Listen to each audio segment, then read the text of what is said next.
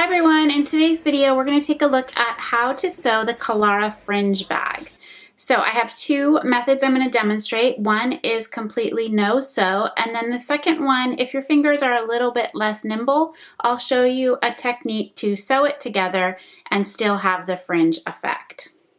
This is a great little bag. It works really well if it's made out of a fabric that does not fray. So the example that we have is a micro suede. It looks like leather. It's very thin, lightweight, and I can cut this easily with my rotary cutter. So for the cover example, the purse is cut out, all the fringe pieces are cut, and then we've simply tied knots around the entire perimeter edge to create the bag. And then the handle itself is braided, and we have a couple techniques for different style braids, and that is sewn into the top loop of the fringe on the bag. So again, the bag is completely no sew and fun to put together. Let's take a look at all the supplies needed to construct this bag. We have an acrylic ruler, rotary cutter, self-healing cutting mat. I have a mechanical pencil. I have some clips that I'm going to use instead of pins. I have double-sided Wonder tape that's a 1/4 inch wide, removable tape to help me hold the bag in place, and then I have some beads, beading needle, and a needle threader for that tiny little beading needle for the added embellishment at the end. And then of course we have fabric. We've chosen a micro suede, and I have this cut in 2 little rectangular pieces to begin the process. The first step that we need to do is cut out the pattern piece with all the fringe cut out.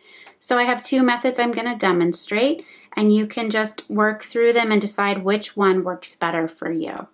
So I have one that is a template cut out from my pattern piece, and I will use that to simply draw lines on the fabric and then begin to cut it out. So here I have used a marking pencil to draw the outline of the pattern piece on there. I could also pin this down and cut out the first sections.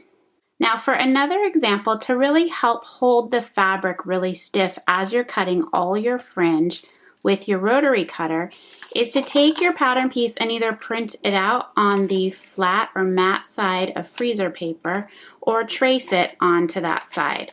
So on this side here, you can see this is the shiny side of the freezer paper, and this is the paper matte backing. So what I'm going to do is put this on my fabric, and I will lightly just press to adhere that, and this is to the wrong side of the fabric. So now I have that on there, it's stuck, and it will hold this fabric really smooth and tight. To help secure the fabric to the board so it doesn't slide around, I'm going to use just a small piece of removable double stick tape, and I'm going to put that just in the very middle on the wrong side, and I will peel that off, and then I can set this down on my cutting board, and I have this lined up with my grid lines. And then I'm going to place this piece on top, and they'll pretty much stick together because of the finish of the fabric. But I know the bottom one won't move around, and the top one is secured to my freezer paper. So now that I have this positioned properly, I'm going to bring over my acrylic ruler and my rotary cutter. And again, I'm using a 28mm blade that allows me enough depth to roll along my ruler and cut through the fabric. I also have some grip strips stuck to the edges of my ruler, and I find that this is a great resource, something you definitely want to have on hand if you're cutting a lot with your rotary cutter. It helps to position the ruler firmly to the mat, and it doesn't slide around, but they're not sticky. They're more rubbery, so it helps hold everything nice and straight as you cut. So I'm simply going to line this up with my cutting lines, and I'm going to cut into the squares first and remove these larger portions. And I'm just going to cut carefully up to that line. So I've cut up to this line, not through it. I just want to do that carefully. And then I'm going to come in on the other side and cut right along this top line. And then I will have this corner that I can move out of the way. And if I have a little bit stuck still at the corner, I can come in with a tiny pair of scissors and just clip that out. And I'm going to continue to do that on the exterior corner. So I have this top little section on both sides and then the other corner on the left side. Next, I'm going to use my ruler and my rotary cutter, and I'm going to cut 1/8 inch strips along all 3 outside edges. And I'm just going to do that up to this center square, my dashed line that I have in the middle. So I'm going to use my 1/8 inch marking on my ruler and simply guide it, cut it, slide it over to the next one, and so forth. So I'll work my way all the way down, one cut line at a time, moving it over as I go. And there you can see we have all of our fringe lines cut along the bottom. And then I'm going to work my way on both upper sides. Now we have this cut out around all the sides, and we can go ahead and just peel off this paper. And you can see that that removes without leaving any residue. And then I have this cut out, so we have the square area and then all of my fringe pieces around the edge, and they will line up because this was cut 2 pieces together. Now for the second cutting method without the freezer paper, I'm going to set this down, and I have 2 pieces pinned together just in the center, and I have a piece of removable double-sided tape right here in the middle on my cutting mat just to hold this in place. And we have marked lines on here, and I'm going to go ahead and do the same thing, but you can just do it without the freezer paper, or you could set your pattern piece, print it out directly on here and cut on all those lines. But if you do that, you're going to want to print out a new pattern piece every time you work to cut out the fringe. So here I will just cut a few of these lines, and you can just see how the fabric responds without any paper holding it in place. And as long as your fabric doesn't shift around or slide on top, you'll have consistent cuts. Again, that was just for the method that you prefer and what works best. So here we have the side cut out, and I'm just going to use my ruler. I've removed this pin so that my ruler can sit flat, and I'm going to work my way across here just to cut my 1/8 inch strips. Now when you're doing this method, you're going to want to use the lines on your grid because you don't have lines drawn on here. It's a little bit harder to see when you're just cutting through the fabric than if you were cutting through paper and you have lines to look at.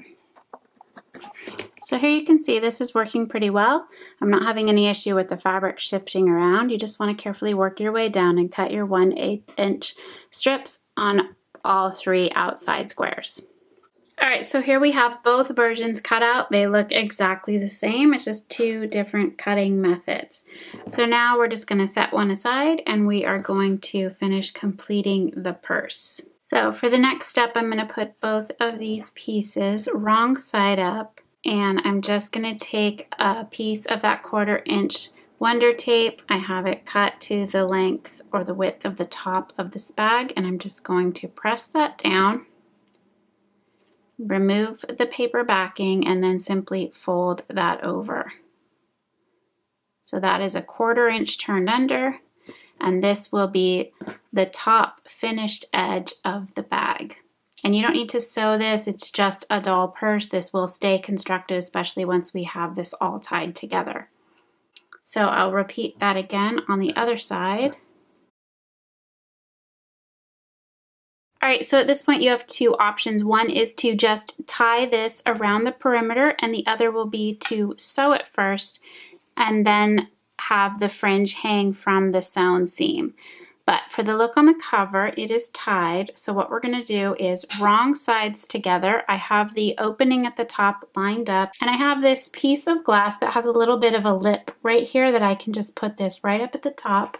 I'm going to use these little clips, and I'm just going to hold that in place. So you might be able to do this with the edge of a cutting board. You could pin this down to a pin cushion.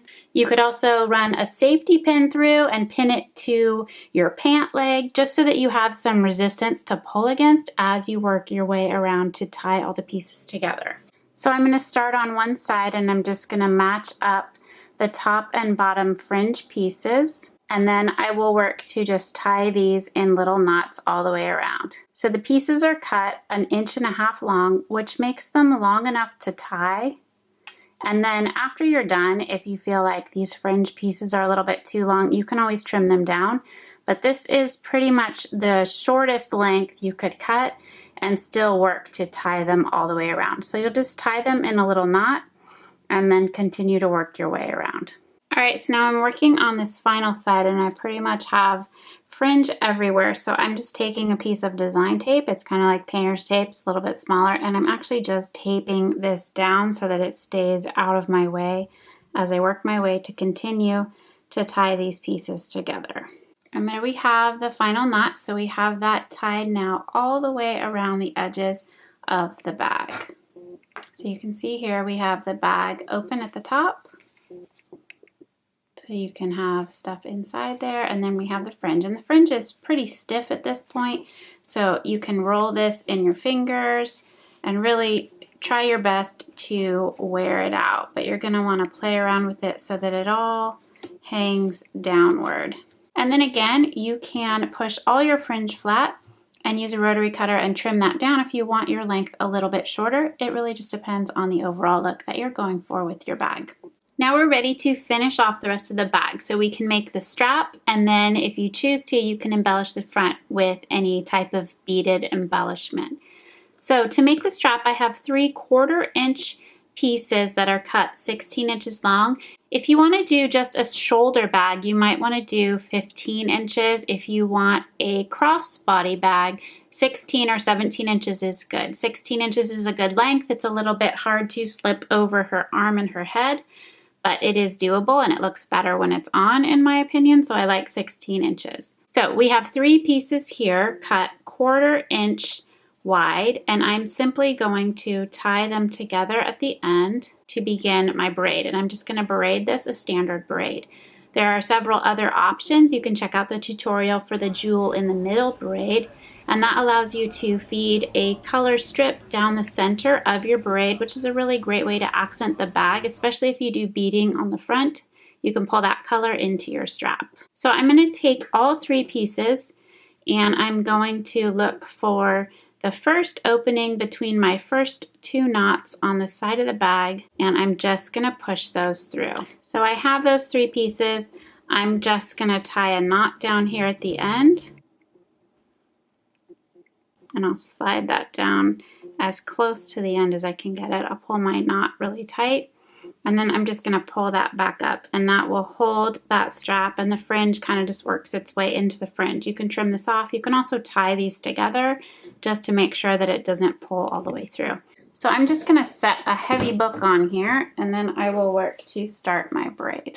And you just want to do that nice and tight until you get to the end of your strips. All right, then we're just going to push this end of the braid, all 3 pieces, down through the same space on the opposite side of the bag. So just separate a few of those knots, and then you can just pull those pieces through, and you could pull this pretty far out so that you have enough to tie.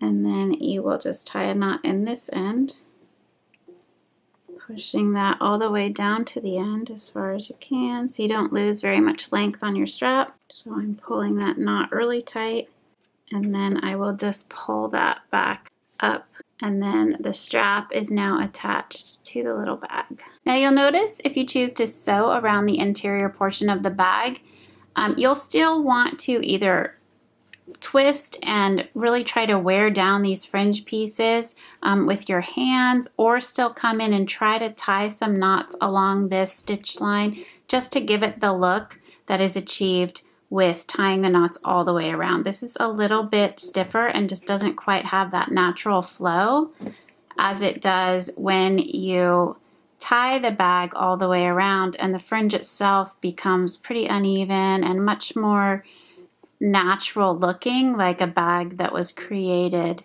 using this technique. One other thing that you're going to need to do is attach the strap through a hole that you create, or start your stitching far enough down that you could still tie 1 knot at the top and then slide it through that space above the stitching. If you stitch all the way to the top, you're going to want to create some sort of hole right here to push your strap through. So you can punch a hole and just feed it through the hole. You could also put an eyelet in here, which you see in some of these pictures. You can see we've put an eyelet in there, and then we feed the strap and tie the knot through the hole created with the eyelet. So there's a few options for that, and if you use stitching that is the color of your fabric, you won't really see this stitch line. But again, you're still going to want to work with your fringe to really create a more natural hanging effect. All right, so now we can start with the beaded embellishment. So I have this just pinned down to my pin cushion through the bottom corners, and then on the inside, I'm holding the back side down, but I can still get my hand inside the bag if I need to pull through from the back side. So for this project, we're going to use beading needles, and these are very, very thin. The beads are pretty small, so you need a needle that will fit through the hole inside these tiny little beads.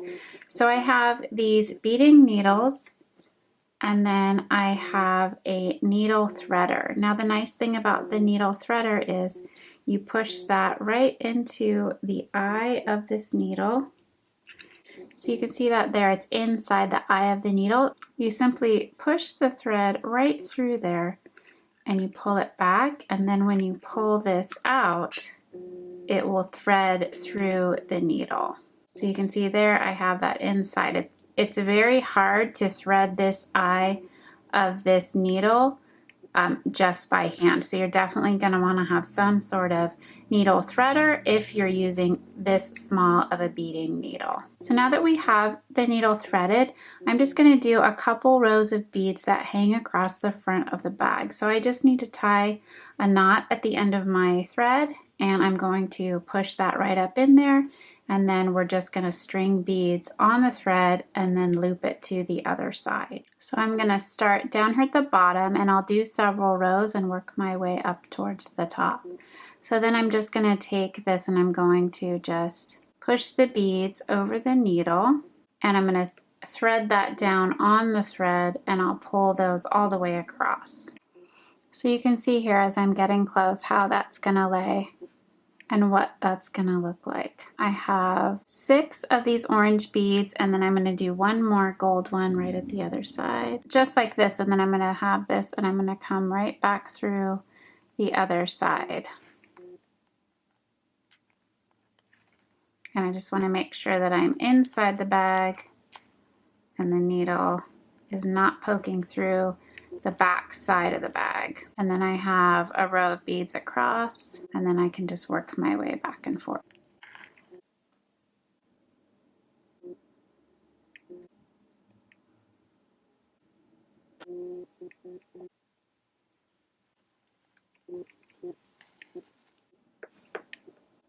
All right, so then we're getting up towards the top, and we're just gonna push this back through, and then we'll tie a knot on the inside to secure that down. And then if you want to come back in, you can always loop a few threads through the centers if you want your bead lines to be really straight, but if you want them to be kind of droopy, hanging, a little bit more natural feeling, then you can just do one simple string across. And we only have 8 beads in total. It's pretty small, but if you were going to do something bigger, a wider bag, you might want to do a few stitches and then secure it to the bag and work your way across in that manner. But for this project, this works great. So then on the inside, I'm just going to tie a knot, and then we have all the beads embellished on this bag. And there you have the finished Killara Fringe bag.